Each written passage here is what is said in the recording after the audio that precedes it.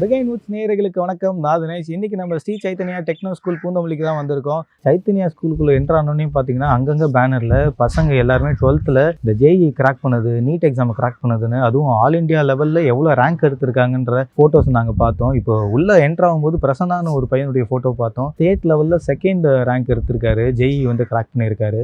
So நிறைய ஐஐடிஎன்ஸும் NEET exam crack பண்ணி நிறைய பேர் மெடிக்கல் சீட்லேயும் போய் பிளேஸ் ஆகியிருக்காங்க.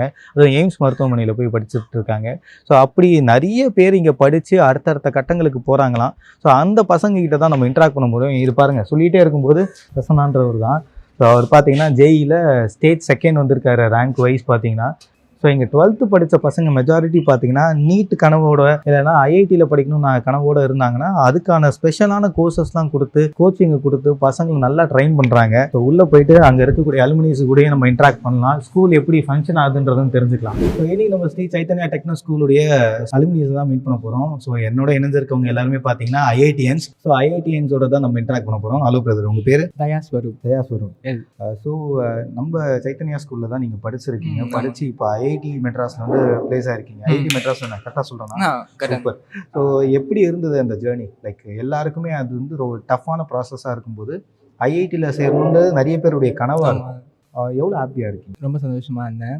ரொம்ப கஷ்டமாக ஃபீல் பண்ணல. அது ஒரு ஜாலியான ப்ராசஸாக தான் இருந்துச்சு. 2 இயர்ஸ் வந்து அவ்வளோ இருக்கான்னு யோசிக்காமல் டெய்லி ஸ்டெப் பை ஸ்டெப் படித்து போகிறது தான். 11th and 12th வந்து ரொம்ப க்ரூஷலாக இருக்கும். நிறைய ப்ரெஷர்ஸ் வந்து அண்டர்கோ பண்ணுவோம். காலேஜ் வந்து ஜாலியாக, இந்த 12th வரைக்கும் கஷ்டப்படுங்கப்பா, காலேஜுக்கு அப்புறம் ஜாலியாகிடும் அப்படி சொல்லியிருப்பாங்க. ஆமாங்க. பட் அதில் எவ்வளோ ஸ்ட்ரெஸ் இருந்தது? மேனேஜ்மெண்ட் உங்களுக்கு எவ்வளோ சப்போர்ட்டிவாக இருந்தாங்க? ஸ்ட்ரெஸ் இருந்துச்சு. ஆமாங்க. அச்சீவ் பண்ண முடியலையே, மார்க் குறையுது, அந்த மாதிரி ஸ்ட்ரெஸ் நிறைய இருந்துச்சு. டீச்சர்ஸ் இருக்காங்க, ஏதாச்சுன்னா போய் டீச்சர்ஸ் கிட்ட பேசிக்கலாம். அவங்க வந்து நல்லா சூப்பராக என்கரேஜ் பண்ணுறது, ஸ்டெப்ஸ் கொடுக்குறது, கைடன்ஸ் தருது, அதெல்லாம் சூப்பராக பண்ணாங்க. ஸோ நீங்கள்